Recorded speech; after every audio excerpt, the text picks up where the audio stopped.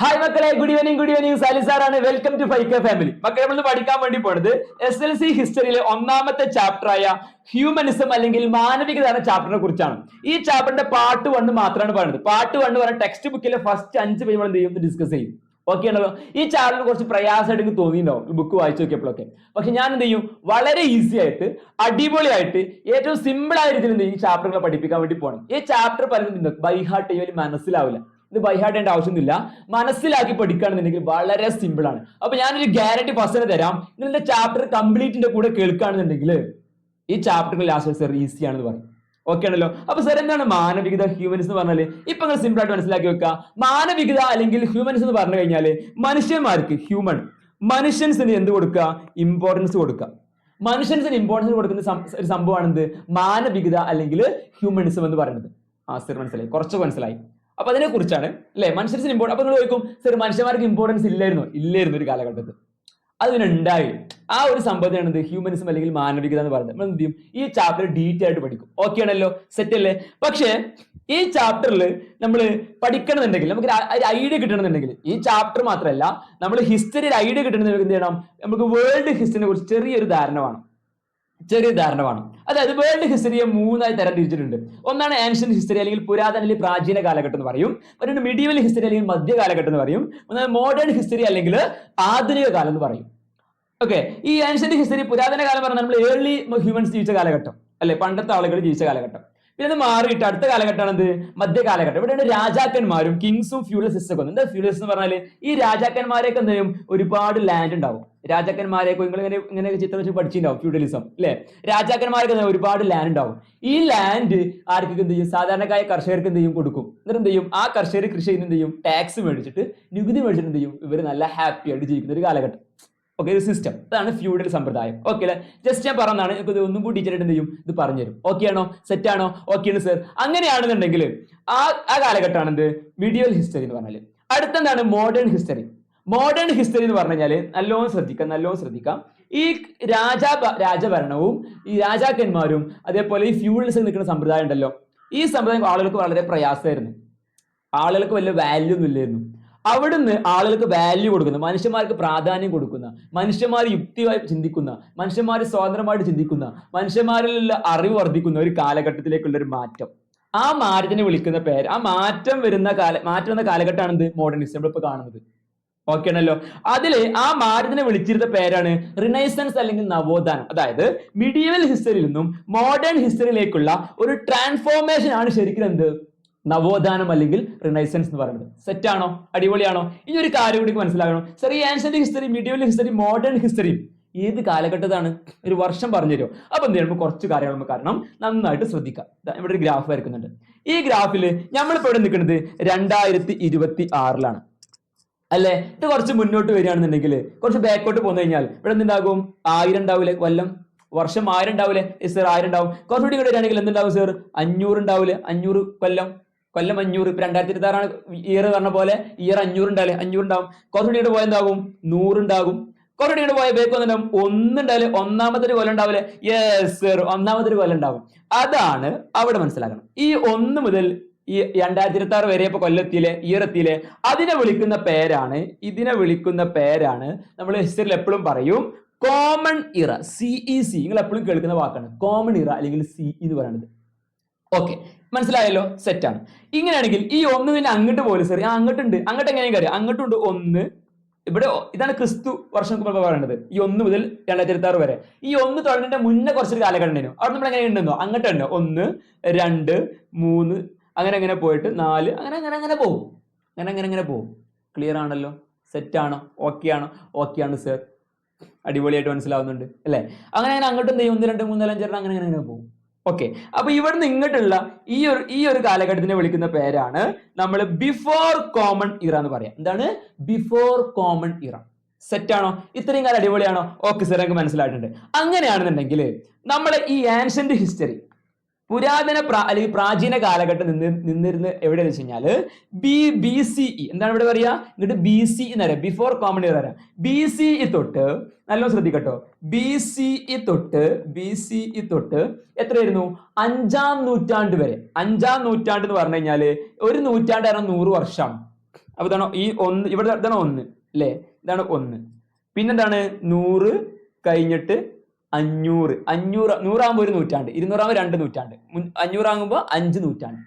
ഇതാണ് 5-ാം നൂറ്റാണ്ട്. ഇവിടെ ഈ 5-ാം നൂറ്റാണ്ട് വരെ നിന്നിരുന്ന 5-ാം നൂറ്റാണ്ട് വരെ നിന്നിരുന്ന കാലഘട്ടമാണെന്ത് ആൻഷ്യന്റ് ഹിസ്റ്ററി. അതായത് BCE മുതൽ നമ്മൾ 1, 2, 3 എണ്ണി തുടങ്ങുന്ന മുന്നേ അങ്ങോട്ട് BCE തൊട്ട് നമ്മുടെ 5-ാം നൂറ്റാണ്ട് വരെ വർഷം 500 വരെ നീണ്ടു നിന്ന കാലഘട്ടമാണെന്ത് ആൻഷ്യന്റ് ഹിസ്റ്ററി. ക്ലിയർ ആണല്ലോ? സെറ്റാണ് സർ. അങ്ങനെയാണെങ്കിൽ ഈ 5-ാം നൂറ്റാണ്ട് മുതൽ അല്ലെ, 5-ാം നൂറ്റാണ്ട് വരെയാണ്, 5-ാം നൂറ്റാണ്ട് കഴിഞ്ഞാല് 6-ാം നൂറ്റാണ്ടായില്ലേ, ഈ 5-ാം നൂറ്റാണ്ട് കഴിഞ്ഞാൽ 6-ാം നൂറ്റാണ്ട്, 6-ാം നൂറ്റാണ്ട് മുതൽ അല്ലെ, ഈ 5-ാം നൂറ്റാണ്ട് ശേഷം ഒരു 15-ാം നൂറ്റാണ്ട് വരെ നിന്നിരുന്ന കാലഘട്ടമാണെന്ത് 1500. 15-ാം നൂറ്റാണ്ട് 1500. ഇപ്പൊ എനിക്ക് മനസ്സിലായിട്ടുണ്ടല്ലോ. ഇവിടെ 1 അറിയുമ്പോ 1-ാമത്തെ വർഷമാണ്, 100 ആകുമ്പോൾ 100 കൊല്ലായി, 100 കൊല്ലാണ് 1 നൂറ്റാണ്ട്. അപ്പൊ ഇതാണ് 1 നൂറ്റാണ്ട്, ഇതാണ് ഫസ്റ്റ് സെഞ്ചുറി. ക്ലിയർ ആണല്ലോ? മനസ്സിലാവുണ്ടല്ലോ? ഓക്കെ സർ, ക്ലിയർ ആണ്. അതിന് 500 ആണെന്ത് 5-ാം നൂറ്റാണ്ട്. 1000 ആവുമ്പോൾ ഇപ്പോ 10-ാം നൂറ്റാണ്ട്. നമ്മൾ 2000 അല്ലേ 20-ാം നൂറ്റാണ്ട്. 2026 ആയില്ലേ, 2100 വരെ എന്താണ് 21-ാം നൂറ്റാണ്ടിൽ നമ്മൾ നിൽക്കുന്നത്. സെറ്റ് ആണോ? ക്ലിയർ ആണ് സർ. അപ്പോ ഈ 5-ാം നൂറ്റാണ്ടില് 15-ാം നൂറ്റാണ്ട് വരെ പറഞ്ഞാല് 500 മുതൽ 1500 വർഷം വരെ കാലഘട്ടമാണ്. ആ വർഷമാണെന്ത് മിഡീവൽ ഹിസ്റ്ററി. അങ്ങനെയാണെങ്കിൽ ഈ 1500 മുതൽ ഇപ്പൊ 2026 വരെ ഈ ഒരു കാലഘട്ടത്തിൽ വിളിക്കുന്ന പേരാണെന്ത് മോഡേൺ ഹിസ്റ്ററി. അപ്പൊ ആ കൊല്ലം 1500 മുതൽ അങ്ങോട്ട്. ക്ലിയർ ആണല്ലോ? 1501 മുതൽ 16-ാം നൂറ്റാണ്ടായി. ഈ ഒരു ഇതാണെന്ത് ഒരു ഹിസ്റ്ററിയുടെ ഒരു 3 ഭാഗങ്ങൾ, വേൾഡ് ഹിസ്റ്ററിന്റെ 3 ഭാഗങ്ങൾ എന്ന് മനസ്സിലാവണം. അപ്പോ ആൻഷ്യന്റ് ഹിസ്റ്ററി പറഞ്ഞാല് ഒരു പിന്നെ BCE ആണ്, 1-ന്റെ അപ്പുറത്താണ്. അത് മുതൽ 5-ാം നൂറ്റാണ്ട് വരെ അല്ലെ. 5-ാം നൂറ്റാണ്ട് 500 വർഷം 500. പിന്നെ 5-ാം നൂറ്റാണ്ട് മുതൽ 15-ാം നൂറ്റാണ്ട് 500 മുതൽ 1500 വരെയാണ് എന്ത് നമ്മുടെ മധ്യകാലം മിഡീവൽ നിൽക്കുന്നത്. പിന്നെ 1500 മുതൽ ഇപ്പൊ വരെയാണ് എന്ത് പിന്നെ ആധുനിക കാലം, അല്ലെങ്കിൽ നമ്മൾ എന്ത് പറയും മോഡേൺ ഹിസ്റ്ററി എന്ന് പറയും. ഇത് സെറ്റ് ആണല്ലോ? ഓക്കെ സർ, സെറ്റാണ്. അങ്ങനെയാണെന്നുണ്ടെങ്കിൽ ഇനി ഞാൻ പറയുന്ന കാര്യം മനസ്സിലാക്കണം. റിനൈസൻസ് അല്ലെങ്കിൽ നവോത്ഥാനം എന്ന് പറഞ്ഞാൽ എന്താ ഇവിടെ ചോദിക്കുന്നുണ്ട്. എന്താ പറഞ്ഞത്? മിഡീവൽ ഹിസ്റ്ററി ഫ്യൂഡലിസത്തിൽ എന്താണ് ഒരു മാറ്റല്ലേ ആണല്ലോ? Okay. The renaissance is considered as a period transformation from medieval feudalism to modern age. മീഡിയവലിൽ നിന്നും ഒരു മോഡേൺ ഏജിലേക്കുള്ള മാറ്റമാണെന്ത് നവോത്ഥാനം. അവിടെ കുറെ കാര്യങ്ങൾ നടന്നിട്ടുണ്ട്. നമ്മൾ അതിനെ കുറിച്ച് നമ്മൾ എന്തെങ്കിലും ചാപ്റ്ററിൽ പഠിക്കുന്നത്. അപ്പോ ഈ മിഡീവലിൽ നിന്ന് ഇങ്ങണ്ടായ ഒരു മാറ്റം, ഈ മാറ്റത്തിൽ എന്ത് ഒരുപാട് മാറ്റങ്ങൾ വന്നിട്ടുണ്ട്. ആ മാറ്റങ്ങളെ കുറിച്ചാണ്, ആ മാറ്റത്തിനെ വിളിച്ച പേരാണെന്ത് നവോത്ഥാനം. കലാ സാംസ്കാരിക പല ചിന്ത ഒക്കെ മാറ്റം വന്നിട്ടുണ്ട്. ഓക്കെ ആണല്ലോ? അതിനെ കുറിച്ചാണ് നമ്മൾ പഠിക്കാൻ വേണ്ടി പോണത്. ഇവിടെ പറയുന്നത് മധ്യകാല ഫിലോസഫിയിൽ നിന്നും ആധുനിക യുഗത്തിലേക്കുള്ള പരിവർത്തന കാലഘട്ടമാണ് നവോത്ഥാനം എന്ന് വിശേഷിപ്പിക്കുന്നത്. ഓക്കെ. ഈ ഒരു മാറ്റം ഫസ്റ്റ് ആയിട്ട് എവിടെ വന്നു അറിയാം? ഇത് എവിടെ തുടങ്ങുന്നത് 1400. എത്രാം സെന്റിലാണ് ഈ മാറ്റം ഉണ്ടാവുന്നത്? 1400 പറഞ്ഞാൽ നമുക്ക് ഏത് നൂറ്റാണ്ടാണ്? 14-ാം നൂറ്റാണ്ടാണ്. മനസ്സിലാവും? 14th സെഞ്ചുറി ആണ്. ക്ലിയർ അല്ലേ? സർ മനസ്സിലായിട്ടുണ്ട്. 14-ാം നൂറ്റാണ്ട് പറഞ്ഞ സർ ഇവിടെ കിടക്കും, അത് 500 ആണ്. 1000 പറയുമ്പോൾ 10-ാം നൂറ്റാണ്ട്. അവിടെ 1400 എന്ത് 14-ാം നൂറ്റാണ്ട്. അപ്പൊ CE ആണ്. ക്ലിയർ ആണല്ലോ? Okay sir. അതവിടെ പറഞ്ഞത് 1400 എന്ന് കൊടുത്തത്. ഓക്കെ. അപ്പൊ 14-ാം നൂറ്റാണ്ടിലാണ് ഈ സംഭവം നടക്കുന്നത്. എന്ത് റിനൈസൻസ് അല്ലെങ്കിൽ നവോത്ഥാനം സ്റ്റാർട്ട് ചെയ്തത്.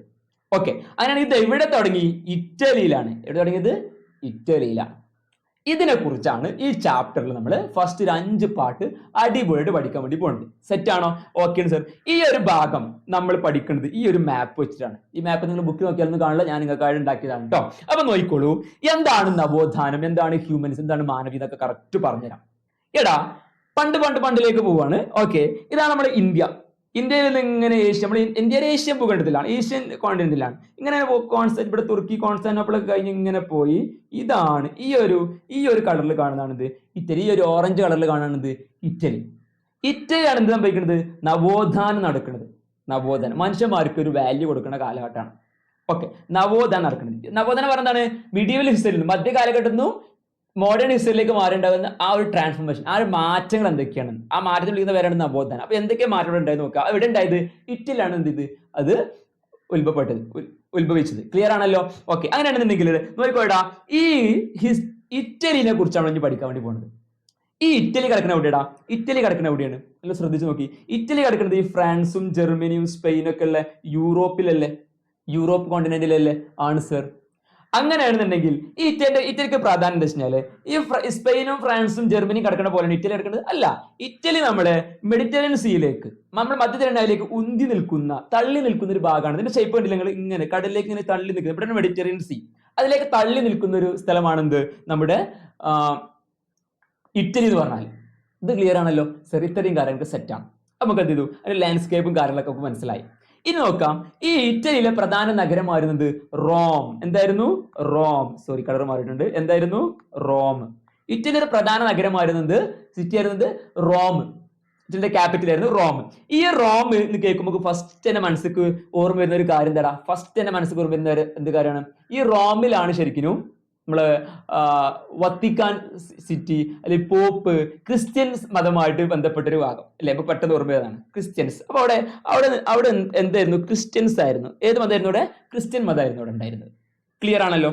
ഓക്കെ. അങ്ങനെയാണെങ്കിൽ നമ്മൾ ഈ റോം വരുമ്പോൾ വേറൊരു കാര്യം നമുക്ക് ഓർമ്മ വരും. റോമൻ സാമ്രാജ്യം, റോമാ സാമ്രാജ്യം അല്ലെങ്കിൽ റോമൻ സിവിലൈസേഷൻ. അപ്പൊ റോമൻ സിവിലൈസേഷനും നമ്മൾ മനസ്സിൽ ഓർമ്മ വരുന്ന ഒരു കാര്യമാണ്. ക്ലിയർ ആണല്ലോ? മെല്ലെ മെല്ലെ പഠിക്കുക. Roman civilization. അപ്പൊ ഈ റോമൻ സ്ഥലത്തിനെ അടിസ്ഥാനമാക്കിയിട്ട് അവിടെ ഉത്ഭവിച്ച ഒരു സിവിലൈസേഷൻ ആണെന്ത്? റോമൻ സാമ്രാജ്യം. ഈ റോമൻ സാമ്രാജ്യം യൂറോപ്പ് അടക്കി ഭരിച്ചിരുന്നു. അവിടെ ഭരിച്ചിരുന്നു, യൂറോപ്പ് അടക്കി ഭരിച്ചിരുന്നു. റോമൻ സാമ്രാജ്യം വലിയൊരു സാമ്രാജ്യമായിരുന്നു. ഒരു വലിയൊരു രാജാവിന്റെ കീഴിൽ വലിയൊരു എന്തായാലും സംവിധാനമായിരുന്നു റോമൻ സാമ്രാജ്യം. ഈ റോമൻ സാമ്രാജ്യം നല്ല ക്ലാസിക്കൽ സാമ്രാജ്യമാണ്. അതായത് ക്ലാസിക്കൽ സിവിലൈസേഷൻ എന്ന് പറയാറുണ്ട്. അതേപോലെ ഇവിടെ റോമിന് അടുത്താണ് ഇവിടെ ഗ്രീസിൽ നിന്നു ഗ്രീസ് വരുമ്പോൾ നമുക്ക് ഓർമ്മ വരും ഗ്രീക്ക് സിവിലൈസേഷൻ. ഗ്രീക്ക് സിവിലൈസേഷൻ അല്ലെ. രണ്ട് സിവിലൈസേഷൻ ഉണ്ടായിരുന്നു.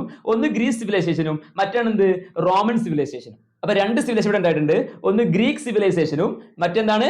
Roman civilization. ഇത് രണ്ടും ക്ലാസിക്കൽ സിവിലൈസേഷൻ ആണെന്ന് പറയാറുണ്ട്. എന്തുകൊണ്ടെന്ന് വെച്ച് കഴിഞ്ഞാൽ അന്നത്തെ കാലത്ത് ഇത് നടക്കുന്ന എവിടെയും കാര്യം ഈ റോമൻ സിവിലൈസേഷനും ഗ്രീക്ക് സിവിലൈസേഷൻ നടക്കുന്ന കാലഘട്ടം നമുക്ക് എന്ത് ചെയ്യണം? ഒരു ഓർമ്മ വേണം.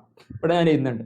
അതായത് റോമൻ സിവിലൈസേഷനും അതേപോലെ ഗ്രീക്ക് സിവിലൈസേഷനും നടക്കുന്ന ഒരു കാലഘട്ടം നമുക്ക് എന്ത് ചെയ്യണം? ചെറുതായിട്ട് ഓർമ്മ വേണം. അത് ഫസ്റ്റ് ഗ്രീക്ക് സിവിലൈസേഷൻ ആണ്. ഗ്രീക്ക് സിവിലൈസേഷൻ വരുന്ന എവിടെ എന്താ അറിയോ? 12 BCE മുതൽ 12 BCE ടു നമ്മളെ 4 BCE വരെയാണ്. അതായത് നോക്കിക്കോളൂ, നമ്മൾ ഇവിടെ വരച്ചിരുന്നു എവിടെ? കുറച്ചു മുന്നേ അല്ലേ? ഇവിടെ വരച്ചിരുന്നു. ഇതാണ് 1. ഇവിടേക്കാണ് BCE പറയാം. ഈ ഇവിടെ ഇങ്ങനെ പോവുകയാണെങ്കിൽ 12 അങ്ങോട്ടാണ്. ഇവിടെ അങ്ങോട്ട് പോവാണ്. 12 മുതൽ 4 വരെ ഇവിടെ വരെയാണ്. അവിടെ നിന്ന് ഇത് വരെയാണ് എന്ത്? നമ്മളെ ആ കാലഘട്ടത്തായിരുന്നു എന്ത് ഗ്രീക്ക് സിവിലൈസേഷൻ നടന്നിരുന്നത്. ഓക്കെ ആണല്ലോ ഉണ്ടായിരുന്നത്. അങ്ങനെയാണെന്നുണ്ടെങ്കിൽ ഈ റോമൻ സിവിലൈസേഷൻ ഏത് കാലഘട്ടത്തായിരുന്നു? നല്ല മനസ്സിലാക്കുക. റോമൻ സിവിലൈസേഷൻ ഇവിടെ ഗ്രീക്ക് സിവിലൈസേഷൻ അവിടെ എഴുതിയിട്ടുണ്ട്. ഇവിടെ മായ്ക്കുന്നുണ്ട് കേട്ടോ. റോമൻ സിവിലൈസേഷൻ ആണ് ഗ്രീക്ക് സിവിലൈസേഷൻ നമ്മൾ ഫസ്റ്റ് പറഞ്ഞത്. സോറി, ഗ്രീക്ക്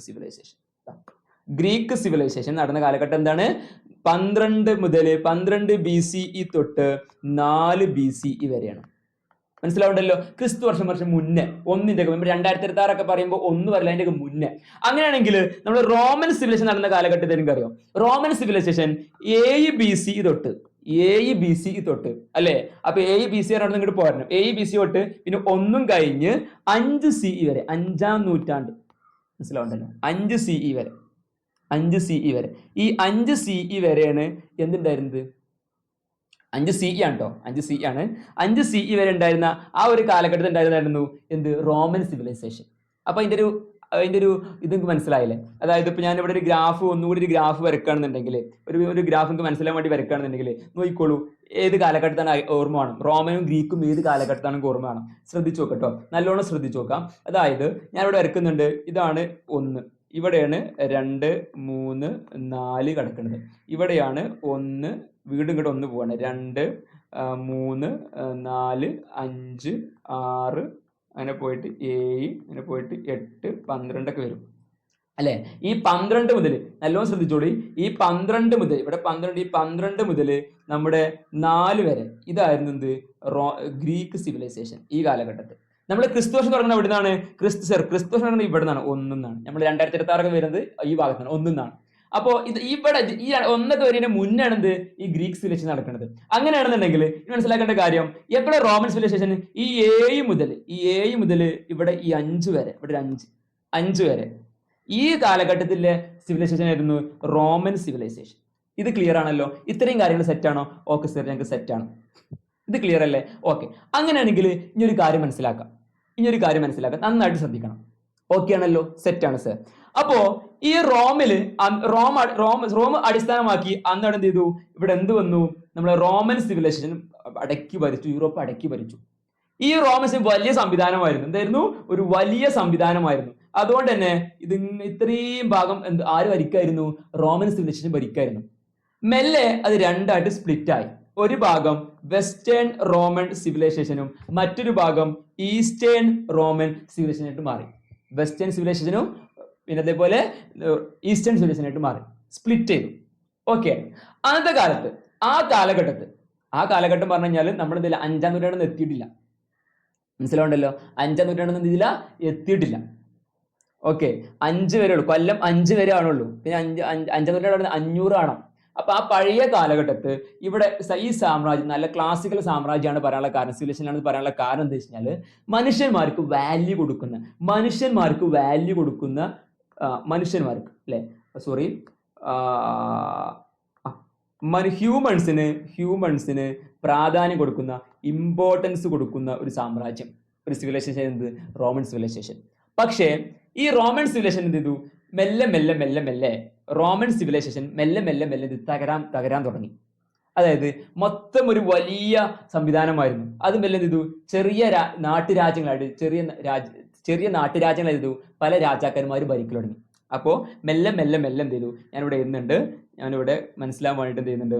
ഇവിടെ ഒരു ഇത് വരച്ചിട്ട് നിങ്ങൾക്ക് കാണിച്ചു തരുന്നുണ്ട്. നല്ലോണം ശ്രദ്ധിക്കാം. ഈ ഒരു നമ്മുടെ യൂറോപ്പാണിത്. ഇത് യൂറോപ്പാണ്. ഈ യൂറോപ്പിൽ 2 ഭാഗം ഉണ്ടായിരുന്നു. എന്താണ്? ഒന്ന് യൂറോപ്പ് മൊത്തം ഭരിച്ചത് ആരായിരുന്നു? റോമൻ സിവിലൈസേഷൻ ആയിരുന്നു. ഇവിടെ എന്താണ്? വെസ്റ്റ് റോമൻ സിവിലൈസേഷനും ഇവിടെ ഈസ്റ്റ് റോമൻ സിവിലൈസേഷനും ആണ് അല്ലേ? പക്ഷെ എന്ത് ചെയ്തു? പല നാട്ടുരാജ്യങ്ങളായിട്ട് എന്ത് ചെയ്തു? വലിയൊരു സമ്പ്രദായമായിരുന്നു. ഒരു രാജാവിന്റെ കീഴിൽ ഒരു സിസ്റ്റം ആയിരുന്നത് റോമൻ സിവിലൈസേഷൻ. ഇതെന്ത് ചെയ്തു? സ്പ്ലിറ്റായി നാട്ടുരാജ്യങ്ങൾ ഉടലെടുത്തു. അപ്പൊ എന്താ? മെല്ലെ ഇത് റോമൻ സമയം തകരാൻ തുടങ്ങി. ഈ നാട്ടുരാജ്യക്കാരുടെ കീഴിൽ അന്ന് നടന്നിരുന്ന നാട്ടുരാജാക്കന്മാരായി മാറി. നാട്ടുരാജാക്കന്മാരായി. ഈ നാട്ടുരാജാക്കന്മാരുടെ കീഴിൽ ഉണ്ടായിരുന്ന ഒരു സാധനമാണ് ഫ്യൂഡൽ സമ്പ്രദായം. എന്താണ്? ഫ്യൂഡൽ സമ്പ്രദായം. അപ്പൊ സർ, എന്താണ് ഈ ഫ്യൂഡൽ സമ്പ്രദായം എന്ന് പറഞ്ഞു കഴിഞ്ഞാൽ? അതായത് ഒരു രാജാവിന്റെ കയ്യിൽ എന്തുണ്ടാകുന്നോ? ഒരുപാട് ഭൂമി ഉണ്ടാകും. ഈ ഭൂമി ആർക്ക് കൊടുക്കും? കർഷകർക്ക് കൊടുക്കും. കർഷകർ എഴുന്നതിൽ എന്ത് വാങ്ങും? ആ കൃഷിന് എന്ത് വാങ്ങും? ടാക്സ് വാങ്ങും. എന്നിട്ട് എന്ത് ചെയ്യും? രാജാക്കന്മാർ എന്ത് ചെയ്യും? നല്ല പൈസ ഉണ്ടാക്കും. മനസ്സിലാൻ വേണ്ടി കാണിച്ചിട്ടുണ്ട്. നല്ല പൈസ ഉണ്ടാക്കും. ഇതാണ് എന്ത്? അപ്പൊ അടിയാന്മാരായിട്ട് അവരെ കീഴിൽ ഇങ്ങനെ എന്ത് ചെയ്യണം? പണിയെടുക്കുമാണ്, അവർക്ക് ടാക്സ് കൊടുക്കുമാണ്. ഇത് ഈ ഫ്യൂഡൽ സമ്പ്രദായം നിലനിന്നിരുന്നത്. ഇത്രയും കാര്യങ്ങൾ സെറ്റാണോ? അപ്പോൾ എന്ത് തകർന്നു? റോമൻ സാമ്രാജ്യം പറ്റ് തകർന്നിട്ടുണ്ട്. ഇത്രയും കാര്യങ്ങൾ ക്ലിയർ അല്ലേ? ഇത്രയും കാര്യങ്ങൾ സെറ്റ് അല്ലേ? ഓക്കെയാണ് സർ, സെറ്റാണ്. അപ്പൊ നിങ്ങൾ മനസ്സിലാക്കണം, നമ്മൾ ഇതിലേക്ക് തന്നെ പോവാണ്. നോക്കിക്കോട്ടോ. ഇവിടെ ഈ ഒരു ഏരിയയിൽ ഏതാണ് മതം എന്ന് പറഞ്ഞു? ക്രിസ്ത്യൻ മതമാണെന്ന് പറഞ്ഞു അല്ലേ? ക്രിസ്ത്യൻ മതമല്ലേ? അതുകൊണ്ട് തന്നെ ഈ മനുഷ്യന്മാർക്കുള്ള പ്രാധാന്യം കുറഞ്ഞു വന്നു. കാരണം റോമൻ സാമ്രാജ്യം നന്നായിട്ട് മനുഷ്യന്മാർക്ക് പ്രാധാന്യം കൊടുത്തിരുന്നു. യുക്തിചിന്ത അല്ലെങ്കിൽ മനുഷ്യന്മാർക്ക് വേണ്ട എല്ലാ കാര്യങ്ങളെ കുറിച്ചും, പിന്നെ ശില്പം, സാംസ്കാരികം, കല, എല്ലാത്തിലും അടിപൊളി സിസ്റ്റം ആയിരുന്നു റോമൻ സാമ്രാജ്യം. അത് മെല്ലെ തകർന്നു എന്ത് ചെയ്തു? തരിപ്പണായിട്ട് മാറി. ആ നേരത്താണ്, ഇനി ശ്രദ്ധിക്കട്ടോ, പിന്നെ ഇവിടെ എന്താ ഉണ്ടായത്? പിന്നെ ഇവിടെ ആകെ ക്രിസ്ത്യൻ മതമാണ്. ഇവിടെ യൂറോപ്പിൽ മൊത്തം ആരാണ്? ക്രിസ്ത്യാനികളാണ്. ഈ ഫ്യൂഡൽ സമ്പ്രദായം നിലനിന്നില്ലേ? ഈ ഫ്യൂഡൽ സമ്പ്രദായം ഈ രാജാക്കന്മാരെന്തോ ഈ ക്രിസ്ത്യൻ മതത്തിലേക്ക് വെറുതെ എന്ത് ചെയ്തു? വെറുതെ നായാട്ട് കടിക്കൽ തുടങ്ങി. വെറുതെ കയറിട്ട് എന്ത് ചെയ്യും? അഭിപ്രായം പറയലും അവരെ ക്രൂശിക്കാൻ തുടങ്ങി. ആര്? ഈ രാജാക്കന്മാർ. ഇവർക്ക് നല്ല പൈസ ഉണ്ടായിരുന്നു. കാരണം ഫ്യൂഡൽ സിസ്റ്റം വെച്ചിട്ട് കർഷകന്മാരിൽ നിന്ന് ടാക്സ് മേടിക്കാണ്. പക്ഷേ ഇവിടെ അന്ന് ഏറ്റവും കൂടുതൽ പ്രാധാന്യം, മനുഷ്യന്മാരെ പ്രാധാന്യമൊക്കെ മെല്ലെ പോയി. എന്താണ്? മതത്തിന് നല്ല പ്രാധാന്യം തുടങ്ങി. എന്താണ്? ക്രിസ്ത്യൻ മതങ്ങളോ അവിടെ ക്രിസ്ത്യൻ മതം ആയിരുന്നു, പക്ഷെ മതത്തിന് നല്ല പ്രാധാന്യം തുടങ്ങി. ഇവിടെ കുറെ എന്തുണ്ടായിരുന്നു? എഴുത്തുകാരന്മാരും കാര്യങ്ങളൊക്കെ ഉണ്ടായിരുന്നു. റൈറ്റേഴ്സ് ഒക്കെ ഉണ്ടായിരുന്നു. ചിത്രം വരക്കുന്നവർ, ചിത്രകാരന്മാരൊക്കെ ഉണ്ടായിരുന്നു. പക്ഷെ ഇവരൊക്കെ ആരെ കുറിച്ചാ പറയാ? ആരെ കുറിച്ചാ പാടുക? ആരെ കുറിച്ചാ എഴുതുക? ഗോഡ് അല്ലെങ്കിൽ മാലാകന്മാർ, ദൈവങ്ങളെ കുറിച്ചാണ് എന്ത് ചെയ്താ ഇവർ കാര്യങ്ങളൊക്കെ സെറ്റ് ചെയ്തത്. അല്ല മനുഷ്യന്മാരെ കുറിച്ച് പറയോ ചിന്തിക്കുകയോ എഴുതുകയോ ഒന്നും ഉണ്ടായിരുന്നില്ല. അങ്ങനത്തെ ഒരു കാലഘട്ടമായിരുന്നു. ഇനി മനസ്സിലാക്കാം. അപ്പൊ ഇവിടെ യൂറോപ്പിൽ ആരാണ്? യൂറോപ്പിൽ ക്രിസ്ത്യൻ മതമാണ്. ഇനി ഇങ്ങോട്ട് നോക്കുക, ഇവിടെ അറബ് രാജ്യമുണ്ട് അല്ലെ, അറബ്സ്, ഇത് അറബാണ് കിടക്കുന്നത്, അറബ് രാജ്യമാണ്, നമ്മളെ സൗദി അറേബ്യക്കല്ലേ അറബ് രാജ്യമാണ് കിടക്കുന്നത്. ഈ നേരത്താണ് അറബ് രാജ്യത്തിനും യൂറോപ്പിനും പ്രധാനപ്പെട്ട ഒരു സ്ഥലമാണ് ജെറുസലേം ഇവിടെ കാണുന്നത്. ജെറുസലേം എന്താണ്? ജെറുസലേം. കാരണം ക്രിസ്ത്യൻസിന് അവരെ മതപരമായിട്ട് ജെറുസലേം ഭയങ്കര പുണ്യമായ സ്ഥലമാണ്. എന്നാൽ അറബ്സിന് എന്താണ്? അവർ ജെറുസലേം എന്താണ്? അവർ ആരാധനയുമായിട്ട് പുണ്യമായ സ്ഥലമാണ്. അപ്പൊ ഈ ജെറുസലേമിന് വേണ്ടിയിട്ട് ഈ യൂറോപ്പുകളും അതേപോലെ അറബ്സും തമ്മിൽ എന്ത് ചെയ്തു? യുദ്ധം സ്റ്റാർട്ട് ചെയ്തു. അതായത് ഒരു 11-ാം നൂറ്റാണ്ട് മുതൽ ശ്രദ്ധിക്കട്ടോ, 11-ാം നൂറ്റാണ്ട് മുതൽ കേട്ടോ, 11-ാം നൂറ്റാണ്ട് മുതൽ സെഞ്ചുറി മുതൽ എത്ര വരെ? 13-ാം നൂറ്റാണ്ട് വരെ 8 യുദ്ധങ്ങൾ നടന്നു. ജെറുസലേമിന് വേണ്ടിയിട്ട്. ആരൊക്കെ? അറബ്സും യൂറോപ്സും. ഈ യുദ്ധത്തിന് അറിയപ്പെട്ടിരുന്നാണ് കുരിശ് യുദ്ധം അല്ലെങ്കിൽ കുരിശ് യുദ്ധം. മനസ്സിലാവുണ്ടല്ലോ? അല്ലെങ്കിൽ ക്രൂസൈഡ്സ്. എന്താണ്? ക്രൂസൈഡ്സ്. കുരിശ് യുദ്ധം അല്ലെങ്കിൽ ക്രൂസൈഡ്സ് എന്ന് പറയുന്നത്. ഓക്കെ ആണല്ലോ? സെറ്റ് ആണല്ലോ? ഓക്കെ സർ, മനസ്സിലായി. ഇപ്പൊ ഇത്രയും കാര്യങ്ങൾ കിട്ടി. ഇത്രയും കാര്യങ്ങൾക്ക് ഓക്കെ ആണല്ലോ? ഇതൊക്കെ കംപ്ലീറ്റ് ഇങ്ങനെ കഥ പോലെ പഠിച്ചു വെച്ചാൽ മതി കേട്ടോ, കഥ പോലെ പഠിച്ചിട്ടുണ്ട്. Okay sir, set. അങ്ങനെയാണെങ്കിൽ ഇനി പറയുന്ന കാര്യങ്ങൾ നന്നായിട്ട് എന്ത് ചെയ്യാം? ശ്രദ്ധിക്കാം. അപ്പൊ എന്ത് ചെയ്തു? ഈ ജെറുസലേം ഏതാണ്? ക്രൂസൈഡ്സ് അല്ലെങ്കിൽ കുരിശുദ്ധം പറയാം. ഈ യുദ്ധം നടന്നു എന്നല്ലാതെ സമാധാനപരമായിട്ട് എന്ത് ചെയ്തു? ഒരു യുദ്ധം അവസാനിപ്പിച്ചു. ഒരു പ്രശ്നങ്ങളൊന്നും ഉണ്ടായില്ല. ഓക്കെ, ഇത്രയും കാര്യം സെറ്റ് ആണല്ലോ? ഓക്കെ. പക്ഷെ യുദ്ധം കഴിഞ്ഞോട് കൂടി കുറച്ച് ബെനിഫിറ്റ് ആണ് ഉണ്ടായത്. ഇവര് സമാധാനപരമായിട്ടുണ്ട് യുദ്ധം അവസാനിച്ചത്. ആ നേരത്താണ് ഇതിലൂടെ പോകുന്നത് ഇക്കോട്ടോ ഈ അറബ്സിന് ഇങ്ങനെ യുദ്ധ കപ്പലുകൾ അങ്ങോട്ടും ഇങ്ങോട്ടും ഒക്കെ എന്ത് ചെയ്തു? സഞ്ചാരപാത എന്ത് ചെയ്തു? കറക്റ്റ് ആയിട്ട് മനസ്സിലാക്കി. അതുകൊണ്ട് ഇവർ നല്ല രീതിയിലാണ് എന്ത് ചെയ്ത്? യുദ്ധം അവസാനിച്ചത്. ഒരു പ്രശ്നങ്ങളും ഇല്ലാതാണ് യുദ്ധം അവസാനിച്ചത്. ഒരു പകപോക്കലും ഒന്നുമില്ല. അങ്ങനെ മെല്ലെ മെല്ലെ യുദ്ധം അവസാനിക്കുന്നതോടുകൂടി എന്ത് സ്റ്റാർട്ട് ചെയ്തു? ഇവര് ഈ മെഡിറ്ററേനിയൻ സീ ഈ വഴി കച്ചവടം, ട്രേഡ് ആരംഭിച്ചു. എന്താരംഭിച്ചു? ട്രേഡ് ആരംഭിച്ചു. ക്ലിയർ ആണല്ലോ? ട്രേഡ് ആരംഭിച്ചു. ഇത്രയും കാര്യങ്ങൾ ഓക്കെയാണോ? ഓക്കെയാണ് സർ, സെറ്റാണ്. സെറ്റല്ലേ? അടിപൊളി പോണില്ലേ? ഓക്കെ. ട്രേഡ് ആരംഭിച്ചപ്പോൾ ഉണ്ടായ ഒരു കുറച്ച് കാര്യങ്ങൾ പറഞ്ഞുതരാം. എന്താരംഭിച്ചു? ട്രേഡ് ആരംഭിച്ചു. നോക്കിക്കോട്ടോ, ട്രേഡ് ആരംഭിച്ചു. ഒന്നുകൂടി വെച്ചിട്ടുണ്ട്. ട്രേഡ് ആരംഭിച്ചപ്പോൾ ഉണ്ടായ ഒരു കാര്യം എന്താ വെച്ചാല്, ഇവര് എങ്ങോട്ടാ വരുന്നത്? ഇറ്റലിക്കാണ് വരുന്നത്. ട്രേഡ് അല്ലെ, യൂറോപ്പിലേക്ക് കച്ചവടം നടത്താൻ എങ്ങനെയാണ്? ഇറ്റലിക്കാണ്. കാരണം മെഡിറ്ററേനിയൻ സീയിലേക്ക് ഉന്തി നിൽക്കുന്ന ഭാഗമാണ്, ഇവിടെ തുറമുഖങ്ങളൊക്കെ ഉണ്ട്. അപ്പൊ ഇവിടുന്ന് അറബികൾ എന്ത് ചെയ്തു? ഈ വഴി എന്ത് ചെയ്തു? ഇറ്റലിയിലേക്ക് എന്ത് ചെയ്തു? ചരക്കുകൾ അങ്ങോട്ടും ഇങ്ങോട്ടും നീക്കുപോക്കുകൾ നടത്തി. ആ നേരത്താണ് ആഫ്രിക്കയിൽ നിന്നും ഇറ്റലിയിലേക്കാണ് എന്ത് ചെയ്യുന്നത്? ചരക്കുകൾ കൊണ്ടുവരുന്നത്. നമ്മുടെ അറ്റ്ലാന്റിക് ഓഷനും മെഡിറ്ററേനിയൻ സീയും ബന്ധിപ്പിക്കുന്ന ഒരു കടലെടുക്കുണ്ട്, ജിബ്രാൾട്ടർ കടലെടുക്ക്. ഈ ജിബ്രാൾട്ടർ കടലെടുക്കിലൂടെയും വന്ന് കാണ്ട് എങ്ങോട്ടാ വരുന്നത്? നമ്മൾ ഇറ്റലിയിലേക്കാണ് എന്ത് ചെയ്യുന്നത്? വാണിജ്യം നടത്തുന്നത്. അതായത് ചരക്കുകൾ എന്ത് ചെയ്യുന്നത്? കൊണ്ടുപോകുന്നത്.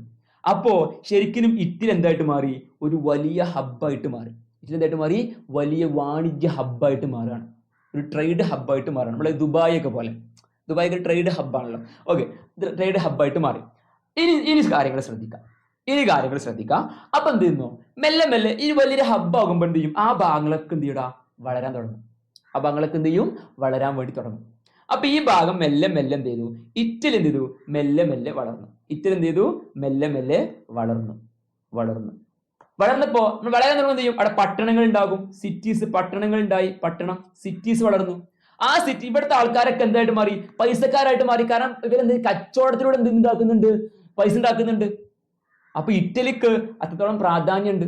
കാരണം യൂറോപ്പിലേക്ക് എല്ലാ ഭാഗത്തുനിന്നും കച്ചവടം നടത്തിയിരുന്നത് ആര് കേന്ദ്രമാക്കിയിട്ടായിരുന്നു? ഇറ്റലി കേന്ദ്രമാക്കിയിട്ടായിരുന്നു. ഇത്രയും കാര്യങ്ങൾ ക്ലിയർ ആണല്ലോ? ഓക്കെയാണ് സർ, മനസ്സിലായി. ഈ പട്ടണങ്ങളിലൊക്കെ നല്ല നല്ല ഫാമിലീസ് വന്നു, പണക്കാരായ ഫാമിലീസും വളർന്നു. അതായത് ഈ ഇറ്റലി എന്ത് ചെയ്തു? വലിയ സിറ്റി ആയിട്ട് മാറി.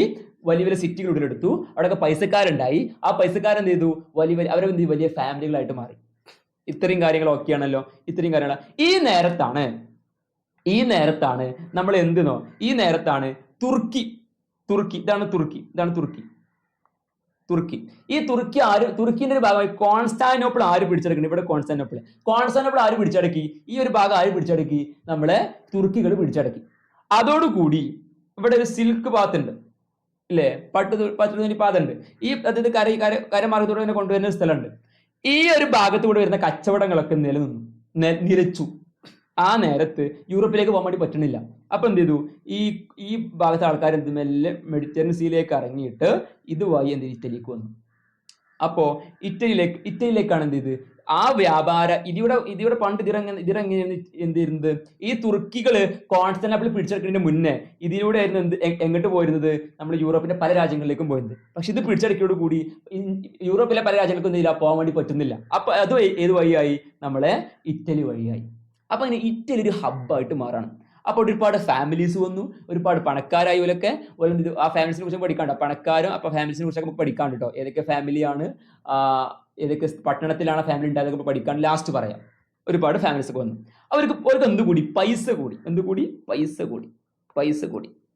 കൂടിയപ്പോ നമ്മൾ പൈസക്കാരായി കഴിഞ്ഞാല് നമുക്കത് ഫസ്റ്റ് മനസ്സിലാക്കാം. ഈ നേരത്ത് അവരെന്ത് ചെയ്യും? അവരുടെ വീടും കാര്യങ്ങളൊക്കെ എന്ത് ചെയ്തു? നല്ല രീതിയിൽ വലുതാക്കാൻ വേണ്ടി തുടങ്ങി. അവരുടെ വീടും കാര്യങ്ങളൊക്കെ എന്ത് ചെയ്തു? നല്ല രീതിയിൽ വലുതാക്കാൻ തുടങ്ങി. ബിഗ് അല്ലേ? ഫസ്റ്റ് പൈസ നമ്മൾ വീടും കാര്യങ്ങളൊക്കെ ഉഷാറാക്കും, നമ്മുടെ കാറും കാര്യങ്ങളൊക്കെ വിടും. ഇതൊക്കെ മേടിച്ച് കഴിഞ്ഞാൽ പിന്നെ നമ്മൾ എന്ത് ചെയ്യും? പിന്നെ നമ്മൾ കുറച്ചുകൂടി പൈസ എന്ത് ചെയ്യും? നമ്മുടെ നാട്ടാരെന്ത് ചെയ്യും? നമ്മൾ നാക്കാൻ വേണ്ടി നോക്കും അല്ലേ? ചിലരൊക്കെ എന്ത് ചെയ്യും? നാട്ടാർ. അതേപോലെ എന്ത് ചെയ്തു? ഇവരുടെ വലിയ വലിയ കൊട്ടാരങ്ങൾ പണി തുടങ്ങി. ഇവരെ നാടൊക്കെ ഉഷാറാക്കി വലിയ വലിയ കൊട്ടാരങ്ങൾ പണിതു. പക്ഷെ ആ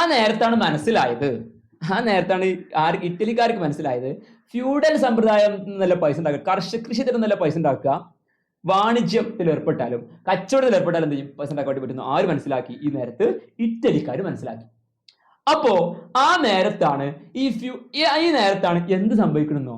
ഈ ചരക്ക് കപ്പലായി വന്ന കപ്പലിൽ എലികളുണ്ട്. എലികളിൽ ചെള്ള് പറഞ്ഞ സാധനമുണ്ട്. ഈ ചെള്ള് പറഞ്ഞ സാധനം ഇവിടെ ഇറ്റലിയിൽ എന്ത് ചെയ്തു? ബ്ലാക്ക് ഡെത്ത് എന്നൊക്കെ പറയും. പ്ലാഗ് എന്നൊരു മഹാമാരി പിടിപെട്ടു. ഈ പ്ലാഗ് വന്നിട്ട് ഒരുപാട് ആളുകൾ എന്ത് ചെയ്തു? മരിച്ചു എന്നുള്ളതാണ്. ഒരുപാട് ആളുകൾ മരിച്ചു. അപ്പോ ഈ മരിച്ചപ്പോ രാജാക്കന്മാർക്ക്, ഇവിടെ ഫ്യൂഡൽ സമ്പ്രദായം ഉണ്ടായിരുന്നല്ലോ, രാജാക്കന്മാർക്ക് ആരില്ല? കർഷകരില്ലാതായി. കാരണം ഒക്കെ മരണത്തിന് വിധേയമായി. ഒരുപാട് അവരെന്ത് ചെയ്തു? ഇത് വന്നതോടുകൂടി ആകെ മരിക്കൽ തുടങ്ങി.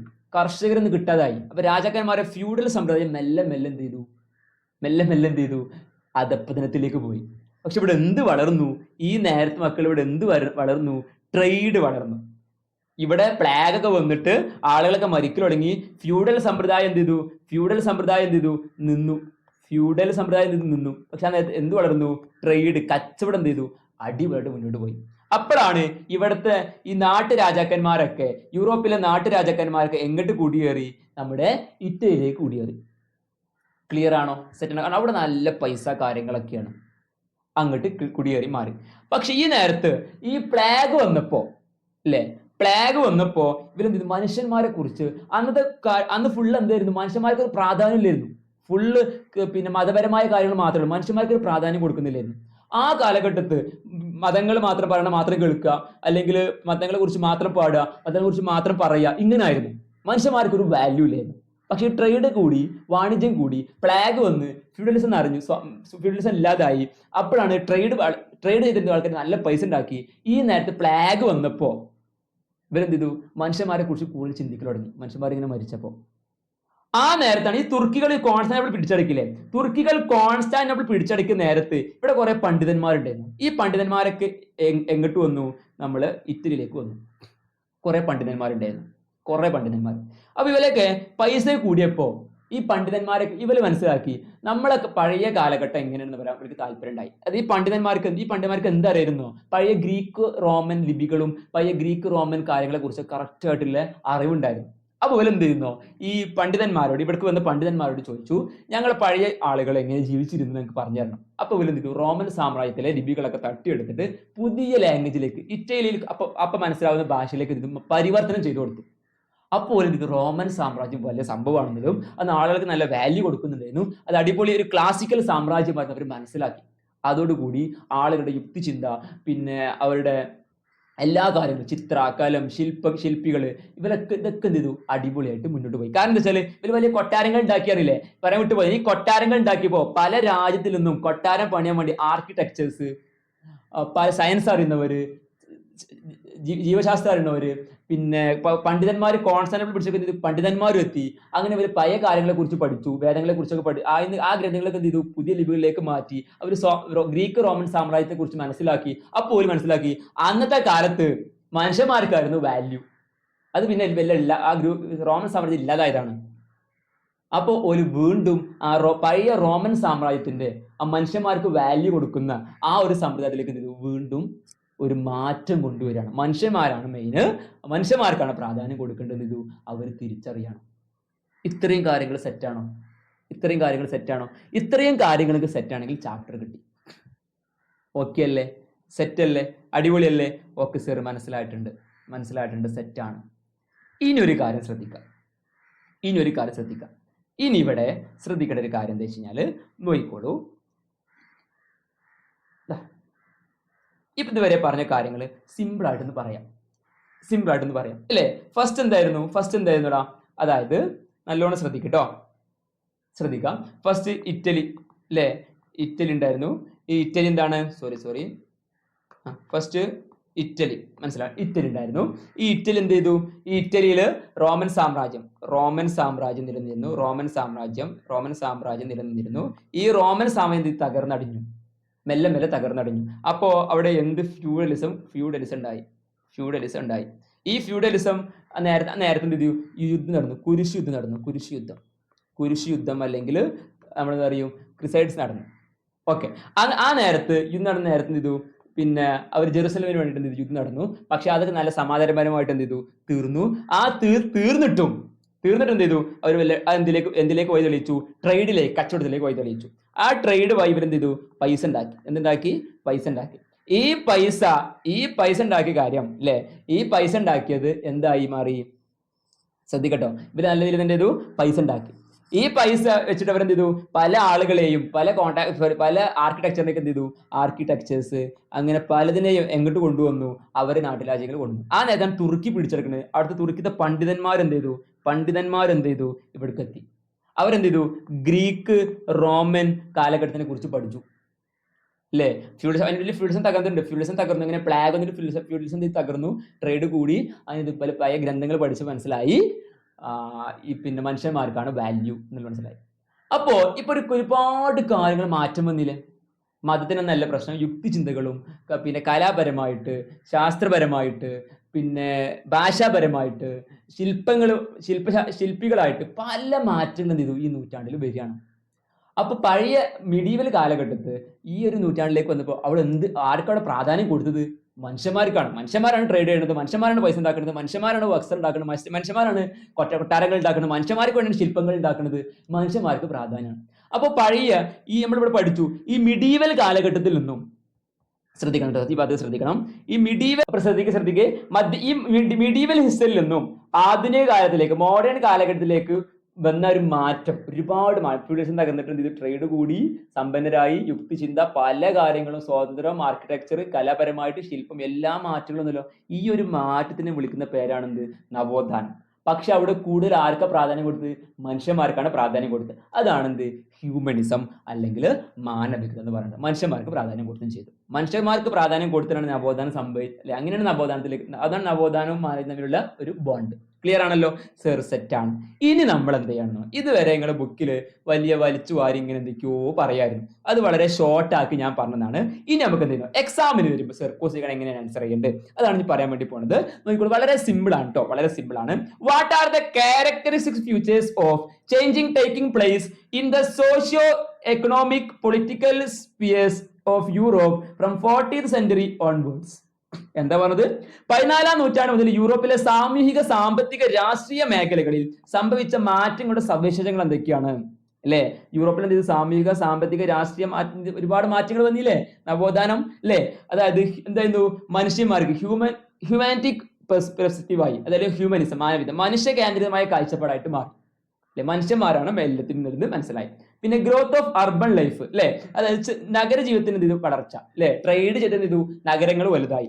ഓക്കെ. പിന്നെ പ്രോഗ്രസ് ഓഫ് ദി ട്രേഡ്, എന്താ പറയുന്നത്? കച്ചവടത്തിന്റെ പുരോഗതി, കച്ചവടം കൂടിയില്ലേ? യെസ് സർ, കൂടി. പിന്നെന്താണ്? റൈസ് ഓഫ് നേഷൻ സ്റ്റാർട്ട് അല്ലെ? എന്താ പറയുന്നത്? ദേശരാഷ്ട്രങ്ങളുടെ വളർച്ച. അല്ലെ? അവിടെ രാഷ്ട്രങ്ങളൊക്കെ എന്ത് ചെയ്തു? വലിയ വലുതായി മാറി. പിന്നെ ഇൻഡിവിജ്വൽ ലിബർട്ടി, എല്ലാവർക്കും എന്താണ്? വ്യക്തി സ്വാതന്ത്ര്യം. മനുഷ്യന്മാർ മതം നല്ല വലുത്, മനുഷ്യന്മാർക്ക് തന്നെയാണ് വലുത്. യുക്തിചിന്ത, ആളുകൾ ചിന്തിക്കാൻ വേണ്ടി തുടങ്ങി, അല്ലെ? അതാണ് റാഷണലിസം. സെറ്റ് ആണല്ലോ. പിന്നെ എന്താണ്? സ്പ്രെഡ് ഓഫ് സെക്യുലർ വാല്യൂസ്, എന്താ പറഞ്ഞത്? മതേതര മൂല്യങ്ങളുടെ വ്യാപനം. ഓക്കെ, അടുത്തൊരു പോയിന്റ്. പിന്നെ എന്താ പഠിക്കേണ്ടത്? മോണിറ്ററി എക്കണോമി, എന്താ പറഞ്ഞത്? പണാധിഷ്ഠ സമ്പദ്ഘടന, അല്ലെ? പണാധിഷ്ഠ സമ്പദ്ഘടന. അടുത്തൊരു പോയിന്റ് ആണ് importance gained by regional language, അല്ലെ? നമ്മള് ഇതെന്ത് ചെയ്തു? പണ്ഡിതന്മാർ എന്നിട്ട് എന്ത് ചെയ്തു? ലിപികളിൽ നിന്ന് മാറ്റിയില്ലേ? അവർ പയ്യെ ഗ്രീക്ക് റോമൻ സാമ്രാജ്യത്തെ കുറിച്ച് കറക്റ്റായിട്ട് മനസ്സിലാക്കിയല്ലോ. അതാണ് പ്രാദേശിക ഭാഷകൾക്ക് ലഭിച്ച പ്രാധാന്യം. അത് നവോദയത്തിന്റെ വലിയ ഘടകമാണ്. ഇവിടെ എന്ത് പറയുന്നുണ്ട്? പണാധിഷ്ഠ സമ്പദ്ഘടന പറയുന്നുണ്ട്, അല്ലെ? പണത്തിന് അധിഷ്ഠമായ സമ്പദ്ഘടന അവർക്ക് വളർന്നു, അല്ലെ? അവർ എക്കണോമിക് വളർന്നു. പിന്നെ കലാശാസ്ത്രങ്ങളിലായ മാറ്റങ്ങൾ, അല്ലെ? അവരെന്ത് വീട് പണിയാൻ വേണ്ടിയിട്ട് പല ശില്പികളെയും ആൾക്കാരൊക്കെ എന്ത് ചെയ്തു? യൂറോപ്പിലേക്ക് ക്ഷണിച്ചു, ഇറ്റലിയിലേക്ക് ക്ഷണിച്ചു എന്നുള്ളതാണ്, അല്ലെ? അതാണ് പറയുന്നത് changes in the realms of art and science. Clear ആണല്ലോ? സെറ്റ് ആണ് സർ, ഓക്കെ ആണ്. വലിയ ആർക്കിടെക്ചർമാരൊക്കെ എന്ത് ചെയ്തു? അവർ വലിയ വീട് ഉണ്ടാക്കാൻ വലിയ ആർക്കിടെക്ചർമാരൊക്കെ ഇവിടെ വന്നു. അപ്പൊ ഈ ഒരു പോയിന്റ് ആണ് എക്സാമിന് ഈ ക്വസ്റ്റ്യൻ ചോദിക്കുകയാണെങ്കിൽ 14ാം നൂറ്റാണ്ട് യൂറോപ്പിലെ സാമൂഹിക രാഷ്ട്രീയ മേഖലയിൽ സംഭവിച്ച മാറ്റങ്ങൾ എന്തൊക്കെ ചോദിക്കുകയാണെങ്കിൽ ഇതിന്റെ പോയിന്റ്. ഇത്രയും കാര്യം സെറ്റ് ആണല്ലോ? Okay sir, set. അടുത്ത് നോക്കിക്കോളൂ. എന്താ question? What make Italian cities different from other cities of Europe? യൂറോപ്പിന്റെ മറ്റു നഗരങ്ങളിൽ നിന്ന് ഇറ്റാലിയൻ നഗരങ്ങളെ വ്യത്യസ്തമാക്കുന്നത് എന്താണ്? ഒന്നാമത്തെ പോയിന്റ് എന്താ? അവ കൂടുതൽ സ്വതന്ത്രവും സമ്പന്നവും ഊർജ്ജസ്വലവുമായിരുന്നു. സമ്പന്നമായ രാജ്യമായിരുന്നു. They were more independent, wealthy and dynamic. Okay sir. രണ്ടാമത്തെ പോയിന്റ് എന്താ? വ്യാപാരികൾക്ക് ബാങ്കിനെ കുറിച്ചും ഇൻഷുറൻസിനെ കുറിച്ചും നന്നായി മനസ്സിലാക്കി. വ്യാപാരം നടക്കുമ്പോഴല്ലേ, ട്രേഡ് നടക്കുമ്പോഴാണല്ലോ കൂടുതൽ കാര്യങ്ങളൊക്കെ വരിക. അപ്പൊ ഇൻഷുറൻസും എന്ത് ചെയ്തു? അക്കൗണ്ട്സ് ഒക്കെ എന്ത് ചെയ്തു? വിപുലമായി.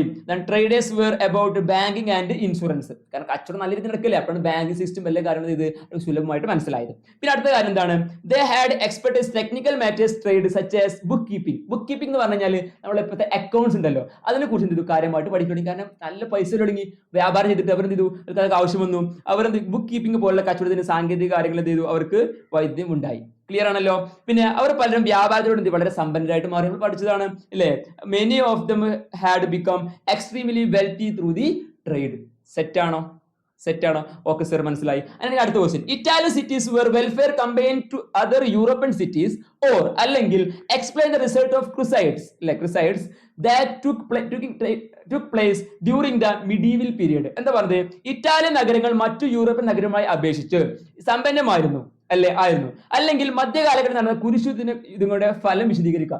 ഈ കുരിശുദ്ധം നടന്നുകൊണ്ടല്ലേ ഇവിടെ ട്രേഡ് ഒക്കെ നടന്നത്, അതിലുള്ള സമ്പന്നമായത്? രണ്ടിനും ഒരു ഉത്തരാണ്. ഓക്കെ ആണല്ലോ? എന്താ നമ്മൾ പറയുന്നത്? കിഴക്കും പടിഞ്ഞാറും തമ്മിലുള്ള സാംസ്കാരിക കൈമാറ്റത്തിന് വഴി തെളിയിച്ചു. അതായത് നമ്മൾ പറഞ്ഞു ഇവിടെ കിഴക്കും പടിഞ്ഞാറും പറയാനുള്ള കാരണം, ഇവിടെ നോക്കിക്കോളൂ, നമ്മൾ ഈ പോയിന്റിലേക്ക് വരാം. സോറിയെ, നമ്മൾ ഈ അറബ്സും ഇവിടുത്തെ കിഴക്കാണ്, ഈ വെസ്റ്റ് ആണ്, ഇവർ തമ്മിൽ വ്യാപാരം നടന്നു. ഓക്കെ സർ, മനസ്സിലായി. ഇത്രയുള്ള സംഭവം, അത് വളരെ ക്ലിയർ ആണ്. ഓക്കെ, അങ്ങനെയാണെങ്കിൽ അടുത്ത പോയിന്റ് ഒന്ന് ശ്രദ്ധിക്കാം. എന്താ പറഞ്ഞത്? ഇതാ, കിഴക്കൻ ലോകത്തിലെ ജനങ്ങൾക്ക് സംസ്കാരങ്ങളും നഗരങ്ങളും ജീവിതമായി ഇറ്റാലിയൻ നഗരങ്ങൾക്ക് പരിചയത്തിലായി, അല്ലെ? കിഴക്കുമായിട്ട് എന്ത് ചെയ്തു? ഇറ്റാലിയൻ നഗരങ്ങൾ എന്ത് ചെയ്തു? അറബ്സ് അങ്ങോട്ട് വന്നവർ കൂടി എന്ത് ചെയ്തു? അവർക്ക് എന്ത് ചെയ്തു? പിന്നെ അത് പരിചയപ്പെട്ടു, അവരൊക്കെ തമ്മിൽ എന്ത് പരിചയപ്പെട്ടു. പിന്നെ അടുത്തൊരു പോയിന്റ് എന്താണ്? ഇത് ഇറ്റാലിയൻ നഗരങ്ങളുടെ വളർച്ചയ്ക്ക് വേഗത കൂട്ടി, അല്ലെ? Italian cities familiar with the cultures cities lives people in the eastern world. പിന്നെ ഈസ് ആക്സിലറേറ്റഡ്, ഗ്രോത്ത് കൂട്ടി. ഇറ്റാലിയൻ സിറ്റിന്റെ വളർച്ചയ്ക്ക് ഗ്രോത്ത് കൂട്ടി. എന്താണ് ഇത്? ഇറ്റാലിയൻ നഗരങ്ങളുടെ വളർച്ചയ്ക്ക് വേഗത കൂട്ടി പറഞ്ഞു. ഇസ്ലാമിക ബന്ധങ്ങളുടെ, അല്ലെ, ബൈസണ്ടർ സാമ്രാജ്യവുമായുള്ള വ്യാപാര ഫലമായി വൻതോതിലുള്ള സമ്പത്തെത്തി ഇത് ഇറ്റാലിയൻ നഗരങ്ങളിലേക്ക് വ്യാപിച്ചു, അല്ലെ? ഇറ്റാലിയൻ നഗരങ്ങളിലേക്ക് വന്നു. അതായത് വന്നില്ല, അറബ്സുമായിട്ട് അവർ എന്ത് വ്യാപാരത്തിൽ ഏർപ്പെട്ടു എന്നുള്ള പോയിന്റ് ആണ്. ആ പോയിന്റ് മനസ്സിലാക്കി വെക്കുക. As the result of trade links Islamic Byzantine emperors enormous wealth flowed into the Italian cities. Okay ആണല്ലോ? ഓക്കെ സെറ്റ് ആണ്. അല്ലെങ്കിൽ അടുത്ത പോയിന്റ്, മെഡിറ്ററേനിയൻ പ്രദേശത്ത് കിഴക്കും പടിഞ്ഞാറും തമ്മിലുള്ള വ്യാപാരത്തിൽ ഇറ്റാലിയൻ വ്യാപാരികൾ കുത്തക നേടി. അതായത് മെഡിറ്ററേനിയൻ സീ വെച്ചിട്ട് ഇറ്റാലിയൻ മെർച്ചന്റ് ഗെയിൻഡ് മോണോപ്പൊളി ആയിട്ട് മാറി, ഒരു ഒറ്റ ശക്തിയായിട്ട് മാറി. The trade between east and west the Mediterranean sea. ഈസ്റ്റും വെസ്റ്റും തമ്മിലുള്ള വ്യാപാരം മൊത്തം നടന്നത് ആര് ബന്ധത്തിലായിരുന്നു? ഒക്കെ ഇറ്റലിക്ക് വന്നിരുന്നു. എല്ലായിടത്തും ഇറ്റലിക്ക് വന്നിരുന്നു. ഇറ്റലി ഒരു കേന്ദ്രമായിട്ട് മാറി. സെറ്റ് അല്ലേ? ഓക്കെ ആണല്ലോ? ഓക്കെയാണ് സർ, എനിക്ക് മനസ്സിലാകുന്നുണ്ട്. അങ്ങനെയാണെങ്കിൽ അടുത്ത question, what are the result of commercialisation in Europe? എന്താ പറയുന്നത്? യൂറോപ്പിലെ വാണിജ്യവൽക്കരണത്തിന്റെ ഫലങ്ങൾ എന്തൊക്കെയാണ്? അവിടെ വാണിജ്യം കൂടുന്ന എന്തൊക്കെ കാര്യങ്ങൾ കിട്ടിയത്? മധ്യകാലഘട്ടത്തിന്റെ തകർച്ച, വാണിജ്യം കൂടുന്നല്ലേ? എന്ത് ഫ്യൂഡൽസ് നിൽക്കാനുള്ള കാരണം എന്താണ്? പ്ലാഗ് വന്നു, കർഷകരെ കിട്ടാതായി. അപ്പൊ എന്ത് ചെയ്തു? അവർക്ക് എന്ത് കൂടി? വാണിജ്യത്തിന്റെ എന്ത് ചെയ്തു? ഫലങ്ങളാണത്. വാണിജ്യം വന്നുകൊണ്ടാണ് ഈ സംഭവങ്ങളൊക്കെ ഉണ്ടായത് അല്ലല്ലോ. ഓക്കെ, പിന്നെ എന്താണ്? Decline of the religion supremacy അല്ലെ, അത് മതപരമായ മേധാവിത്വത്തിന്റെ തകർച്ച. മതപരമായ മേധാവിത്വം ഇത് തകർന്നു അല്ലെ, അവർ തകർന്നു. ആ മതപരമല്ല, മതം എന്നല്ല, മനുഷ്യന്മാരാണ് പ്രാധാന്യം കൊടുക്കേണ്ടത്. പഴയ ഗ്രീക്ക് റോമൻ സംസ്കാരമൊക്കെ ഇത് ഒരു പുനർജനം നൽകിക്കാണ് അല്ലെ. ഓക്കെ, പിന്നെ എന്താ പറയുന്നത്? പുതിയ സമ്പന്ന വർഗത്തിന് ആധിപത്യവും വളർച്ചയും അല്ലെ. പുതിയ ആളുകൾ എന്ത് ചെയ്തു അവിടെ? എമർജിങ് വെൽത്തി ക്ലാസ്, പുതിയ മീഡിയം ആളുകളൊക്കെ എന്ത് ചെയ്തു? മീഡിയം ലെവലിൽ ജീവിക്കുന്നവർക്ക് എന്ത് ചെയ്തു? ട്രേഡിലൂടെ പൈസ ഉണ്ടാക്കിയിട്ട് പണക്കാരായിട്ട് മാറി. പിന്നെ എന്താ പറയുന്നത്? നിരവധി സമ്പന്ന കുടുംബങ്ങൾ ഉയർന്നു വന്നു. സെർവൽ wealthy families are also emerge. അവിടെ പട്ടണങ്ങളായി മാറി. അവിടെ വലിയ ട്രേഡ് ചെയ്തു പൈസ ഉണ്ടാക്കിയല്ലോ, നല്ല ഫാമിലി, വലിയ ഫാമിലി ആയിട്ട് മാറി. അവർ വലിയ വീടൊക്കെ വെച്ച് പറഞ്ഞില്ലേ. ഓക്കെ, ആ കാര്യം. ദേ ഡിമാൻഡ് പൊളിറ്റിക്കൽ പവർ അല്ലേ, അവർ രാഷ്ട്രീയ അധികാരമൊക്കെ ആവശ്യപ്പെടുന്നു. കാരണം പൈസ കൂട്ടിയ പിന്നെ എന്ത് ചെയ്യും? പൈസക്കാർ പിന്നെ എന്ത് ചെയ്യും? രാഷ്ട്രീയത്തിൽ ഇറങ്ങുന്നത് കണ്ടിട്ടില്ലേ? യെസ്, മനസ്സിലായി. ഓക്കെ, അങ്ങനെയാണെന്നുണ്ടെങ്കിൽ എന്താണ് ബുബണിക് പ്ലാഗ് അല്ലെങ്കിൽ ബ്ലാക്ക് ഡെത്ത് എന്നറിയപ്പെടും അല്ലെ. പ്ലാഗ് അല്ലെങ്കിൽ ബ്ലാക്ക് ഡെത്ത് എന്ന് പറയാറുണ്ട്. ഇതെന്താണ്? അതാണ് ഇവിടെ പറയാൻ വേണ്ടി പോണത്. പ്ലാഗ് ഇറ്റ നഗരങ്ങളെ സാരമായി ബാധിച്ചു അല്ലെ, അതാണ് പറയുന്നത്. Plague severely affected Italian cities. പിന്നെന്താ പറയുന്നത്? തൊഴിലാളികളുടെ കടുത്ത ക്ഷാമം. പ്ലാഗ് എന്ന് പറയുന്നത് ഇത് നമ്മളെ പിന്നെ ഫ്യൂഡൽ സമ്പ്രദായം എന്ത് ചെയ്തു? നിന്നില്ലേ? ഫ്യൂഡൽ സമ്പ്രദായം നിൽക്കാനുള്ള കാരണം തന്നെ പ്ലാഗ് ഒരുപാട് ആളുകൾ മരിച്ചുകൊണ്ടാണ്. ഓക്കെ, പിന്നെന്താ പറഞ്ഞത്? ഇത് പുതിയ മധ്യവർഗത്തിന് വ്യാപാര വളർച്ചയ്ക്ക് വഴിയൊരുക്കി അല്ലേ. അതായത് പ്ലാഗ് വന്ന് ആളുകളൊക്കെ എന്ത് ചെയ്തു? നശിച്ചു. പക്ഷെ അവിടുത്തെ ആൾക്കാരൊക്കെ എങ്ങോട്ട് കുടിയേറി? നമ്മൾ ഇറ്റലിയിലേക്ക് കുടിയേറി. അതാണ് പറയുന്നത് the inter facilitated emergence of a new commercial middle class ഒക്കെ ഇത് ട്രേഡ് ചെയ്ത് പൈസ ഉണ്ടാക്കാൻ തുടങ്ങി. അപ്പോൾ പ്ലാഗ് വന്നിട്ട് ആളുകളൊക്കെ മരിച്ചു. പക്ഷെ എന്ത് സംഭവിച്ചു? ഓലൊക്കെ എങ്ങോട്ട് മാറി? അപ്പോൾ പ്ലാഗ് വന്നപ്പോൾ ഇവിടെ ഇറ്റലിയിൽ ട്രേഡ് നടക്കേണ്ടി നിന്നും അവിടെ പോയി കഴിഞ്ഞാൽ പൈസ ഉണ്ടാക്കുന്നതിൽ മനസ്സിലാക്കി അവിടെ പോയി പൈസ ഉണ്ടാക്കാൻ തുടങ്ങി. ക്ലിയർ ആണല്ലോ. Okay, they explore the medical science ancient Greece and Roman അല്ലേ. അതായത് പുരാതന ഗ്രീസിലെയും റോമിലെയും വൈദ്യശാസ്ത്രങ്ങളെ കുറിച്ച് പഠിച്ചു. അല്ല പറഞ്ഞല്ലോ. പിന്നെ നേരത്തെ എന്തുണ്ടായിരുന്നോ? പരമ്പരാഗത മരുന്ന് പരാജയപ്പെടും കേട്ടോ. ഈ പിന്നെ ഇത് വന്നപ്പോ പ്ലാഗ് വന്നപ്പോ ഒരു പല മരുന്നും നോക്കി നോക്കി എന്ത് ചെയ്തു? പരാജയപ്പെട്ടു. നമ്മുടെ ട്രഡീഷണൽ മെഡിസിൻസ് ആർ ഫെയിൽഡ് എന്ന് പറയുന്നത്. ഓക്കെ അല്ലേ, സെറ്റാണ്. The terror of the plague prompted human beings to contemplate the fleeting nature of life, seek wellness and focus their own well-being. എന്താ പറഞ്ഞാ? പ്ലാഗിന്റെ ഭീകരത മനുഷ്യജീവിതത്തിന്റെ നൈമിഷികത, അനിശ്ചിതത്വം, സുഖങ്ങൾ എന്നിവയെ കുറിച്ച് ചിന്തിക്കാൻ പ്രേരിപ്പിച്ചു. അത് മനുഷ്യന്മാരെ കുറിച്ച് ഇവരെന്ത് ചെയ്തു? നല്ല രീതിയിൽ ചിന്തിച്ചു എന്നുള്ളതാണ്. ഓക്കെ, പ്ലാഗ് ഒരുപാട് ആൾക്കാർ മരിച്ചില്ലേ? മരിച്ചവർക്ക് എന്ത് ചെയ്തില്ല? ഇവർക്ക് പിന്നെ മനുഷ്യന്മാരെ കുറിച്ച് കൂടി ചിന്തിക്കൽ തുടങ്ങി എന്നാണ് പറഞ്ഞത് കേട്ടോ. പിന്നെ മാനവികതയുടെ ആവിർഭാവം അല്ലെ, എമർജിങ് ഹ്യൂമൻസ്. മനുഷ്യനാണ് കേന്ദ്രം എന്നുള്ളത് മനുഷ്യന്മാർക്ക് പ്രാധാന്യം കൊടുത്തു തുടങ്ങി. ഇത്രയും കാര്യങ്ങൾ സെറ്റ് അല്ലേ? Okay sir, The Turks attacks Constantinople. തുർക്കികൾ കോൺസ്റ്റാന്റിനോപ്പിളിലെ ആക്രമണം എന്തായിരുന്നു? അതുകൂടി പറയാം നമുക്ക്. നോയിക്കോളൂ, സെറ്റാണ്. എന്താ പറയടാ? 1453 ഓട്ടോണമസ് തുർക്കി എന്ത് ചെയ്യുന്നത്? കോൺസ്റ്റാന്റിനോപ്പിൾ പിടിച്ചെടുക്കുന്നത്. അതാണ് 1453 ഓട്ടോണമസ് തുർക്കികൾ എന്ത് ചെയ്തു? കോൺസ്റ്റാന്റിനോപ്പിൾ പിടിച്ചെടുത്തു. അപ്പൊ എന്ത് ചെയ്തു? അടുത്ത ഗ്രീക്ക് റോമൻ കൈപ്രതിയുള്ള പണ്ഡിതന്മാർ എന്ത് ചെയ്തു? എങ്ങോട്ട് വന്നു? അവിടെ പണ്ഡിതന്മാരുണ്ടായിരുന്നു. ഈ പണ്ഡിതന്മാർ എങ്ങോട്ട് വന്നു? തുർക്കിയുടെ കീഴടക്കിയ ശേഷം പണ്ഡിതന്മാർ അവരുടെ കയ്യെഴുത്ത് പ്രതികളുമായി ഇറ്റലിയിലേക്ക് വന്നു. അപ്പോഴാണ് ഇത് ഗവേഷണങ്ങളും പഠനങ്ങളും സർവ്വശാലകൾക്ക് നിന്ന് ലൈബ്രറിയിലേക്ക് വ്യാപിച്ചു. അതായത് പണ്ഡിതന്മാരൊക്കെ എങ്ങോട്ട് വന്നു? ഗ്രീസിലേക്ക് വന്നു. കോൺസ്റ്റാന്റിനോപ്പിളിൽ നിന്ന് പണ്ഡിതന്മാരെ എങ്ങോട്ട് വന്നു? ഇറ്റലിയിലേക്ക് വന്നു പറഞ്ഞില്ലേ? അപ്പൊ ഇറ്റലി എന്ത് ചെയ്തു? പിന്നെ യുക്തിചിന്തകളും അല്ലെങ്കിൽ മനുഷ്യന്മാരാണ് കേന്ദ്രം എന്നുള്ളതും അവര് പിന്നെ ചിന്തിക്കാൻ തുടങ്ങി. അവര് പഴയ ലിപികളിൽ നിന്ന് പുതിയ ലിപിക്ക് പരിവർത്തനം ചെയ്തു. പഴയ കാര്യങ്ങളെ കുറിച്ചൊക്കെ മനസ്സിലാക്കാൻ തുടങ്ങി. ഈ കാര്യമാണ് പറയുന്നത്. സമ്പത്തിന്റെയും രാഷ്ട്രീയ സ്വാതന്ത്ര്യത്തിന്റെയും സംയോജനം കലാപരമായ പുരോഗതിക്കും സാംസ്കാരിക പരിഷ്കരണത്തിനും കാരണമായി. ജസ്റ്റ് മനസ്സിലാക്കി വെച്ചാൽ മതി. ഓക്കെ, സെറ്റ് ആണല്ലോ. The convergence of the wealth and political freedom created to space for artistic innovation and cultural experimentation. Set ആണല്ലോ. ഓക്കെ, നെക്സ്റ്റ് നോക്കാം. നെക്സ്റ്റ് എന്താണ്? What factors lead to the beginning the renaissance in Italy. ഇറ്റലിയിൽ നവോത്ഥാനത്തിന് നയിച്ച ഘടകങ്ങൾ എന്തൊക്കെയാണ്? ഇത് പഠിച്ചു വെക്കുന്ന നിർബന്ധമാണ്. എന്താണ്? The growth of Italian cities അല്ലെ, അതായത് ഇറ്റാലിയൻ നഗരങ്ങളുടെ വളർച്ച ഒന്നാമത്തെ കാര്യം. പിന്നെന്താണ്? Progress in the trade and commerce അല്ലെ, എന്താ പറയാ? വ്യാപാരത്തിലും വാണിജ്യത്തിലുള്ള പുരോഗതി. ഓക്കെ, നമ്മൾ പഠിച്ചതാണ് അല്ലെ, നമ്മൾ അതിൽ നിന്ന് മനസ്സിലാക്കിയതാണ്. ഓക്കെ, എന്താ ക്വസ്റ്റ്യൻ എന്തായിരുന്നു? ഓർമ്മല്ലേ? ക്വസ്റ്റ്യൻ എന്തായിരുന്നു? ഇറ്റാലിയൻ നവോത്ഥാനത്തിന് നയിച്ച ഘട്ടങ്ങൾ എന്തൊക്കെയാണ്? ഘട്ടങ്ങളാണ് പറയുന്നത് കേട്ടോ. പിന്നെ നമുക്ക് അടുത്ത് വെക്കാം. ഫ്യൂഡലിസത്തിന്റെ തകർച്ച അല്ലെ. ഫ്യൂഡലിസം തകർന്നോടല്ലേ നമ്മൾ എന്തിലേക്ക് നവോത്ഥാനത്തിലേക്ക് വന്നത്? ഫ്യൂഡലിസം തകർന്നത് ഇത് ട്രേഡിലേക്ക് മാറി. അതാണ് ഇവിടെ പറയുന്നത്. Decline of the feudalism. എന്താ പറയുന്നത്? Emergence of new wealthy class and ക്രുസൈഡ്സ് അല്ലെ. എന്താണ്? പുതിയ സമ്പന്ന വർഗത്തിന്റെ ആവിർഭാവം, കുരിശ് യുദ്ധങ്ങളൊക്കെ എന്താണ് പുതിയ മാറ്റങ്ങളിലേക്ക് വഴി നയിച്ച ഒരു കാര്യമാണ്. പിന്നെന്താണ്? ബ്യൂബണിക് പ്ലാഗ് വന്നത് ഒരു കാരണമാണ് അല്ലെ. പ്ലാഗ് വന്നത് ബ്യൂബണിക് പ്ലാഗ്. പിന്നെ reveal of Roman ideas and art and culture. ഈ പണ്ഡിതന്മാർ വന്നോട് കൂടി ഇത് റോമൻ ആദർശങ്ങളും കലാ സംസ്കാരം ഇത് സ്വാധീനം ചെലുത്തി അല്ലെ. ഈ മാറ്റങ്ങളാണ് ഇത് റിനൈസൻസ് അല്ലെങ്കിൽ നവോത്ഥാനം എന്നൊക്കെ പറയുന്നത്. കോൺസ്റ്റാന്റിനോപ്പിൾ എന്ത് ചെയ്തു? ആക്രമിച്ചു. കോൺസ്റ്റാന്റിനോപ്പിൾ ആക്രമിച്ചോണ്ടല്ലേ നവോത്ഥാനത്തിന്റെ ഒരു ഇതായിട്ട് മാറിയത്? കാരണം അവിടുത്തെ പണ്ഡിതന്മാർ ഇവിടെ എത്തിയോണ്ടല്ലേ ഇവർ ഇതിനെ കുറിച്ചൊക്കെ പഠിച്ചു തുടങ്ങിയത്? ആണ് സർ, സെറ്റാണ് സർ, ഓക്കെ ആണ് സർ. അങ്ങനെയാണെന്നുണ്ടെങ്കിൽ ഇനി കുറച്ച് മനസ്സിലായി. ഇവിടെ ഇറ്റലിയിൽ കുറച്ച് പണക്കാരായപ്പോൾ കുറച്ച് അവിടുത്തെ സിറ്റികളും അവിടുത്തെ കുടുംബക്കാരും ഉണ്ടായി പറഞ്ഞില്ലെന്നോ. ഇറ്റലി ട്രേഡ് ഒരു പൈസ ഉണ്ടാക്കി അവിടെ വലിയ വലിയ കുടുംബങ്ങൾ ഉണ്ടായി. ഓരോ നഗരങ്ങളിൽ എന്ത് ചെയ്തു? ഓരോ കുടുംബങ്ങൾ ഉണ്ടായിരുന്നു എന്ന് പറഞ്ഞിരുന്നു. ആ കുടുംബങ്ങളെ പേരാണ് മെഡീച്ചി, ഫ്ലോറൻസ്. 1 മാർക്കിന് ചോദിക്കൂട്ടോ. സ്ഫോർസ അല്ലെങ്കിൽ മിലാൻ പറഞ്ഞ നഗരത്തിലാണ് സ്ഫോർസ എന്ന കുടുംബം ഉണ്ടായിരുന്നത്. ഓക്കെ. പാർമ പറഞ്ഞ നഗരത്തിലാണ് ഫർണീസി എന്ന ഒരു കുടുംബം ഉണ്ടായിരുന്നത്. പിന്നെ നോപ്പിൾസ് എന്നതിലാണ് ഓർസിനി പറഞ്ഞൊരു കുടുംബം ഉണ്ടായിരുന്നത്. മിലാൻ പറഞ്ഞൊരു നഗരത്തിലായിരുന്നു വിസ്കോത്തി പറഞ്ഞൊരു കുടുംബം ഉണ്ടായിരുന്നത്. ഇത്രയും കാര്യങ്ങൾ ക്ലിയർ ആണല്ലോ. ഇത് ജസ്റ്റ് നിങ്ങൾ എന്ത് ചെയ്യുക? പഠിക്കണം. കാരണം 1 വേർഡ് ചോദിക്കും. ഏതൊക്കെയാണ് നഗരങ്ങൾ, അവിടുത്തെ കുടുംബത്തിന്റെ പേരെന്താണ്, ജസ്റ്റ് പഠിച്ചാൽ മതി. ഇത്രയും കാര്യങ്ങൾ സെറ്റാണോ? അടിപൊളിയാണോ? ഇത്രയേ ഉള്ളൂ. ഓക്കെ അല്ലേ? എന്ത് ചെയ്യുക? അടുത്തൊരു ഭാഗമായിട്ട് വീണ്ടും കാണാം. അതുവരേക്കും ഒരു ഷോർട്ട് ബ്രേക്ക്.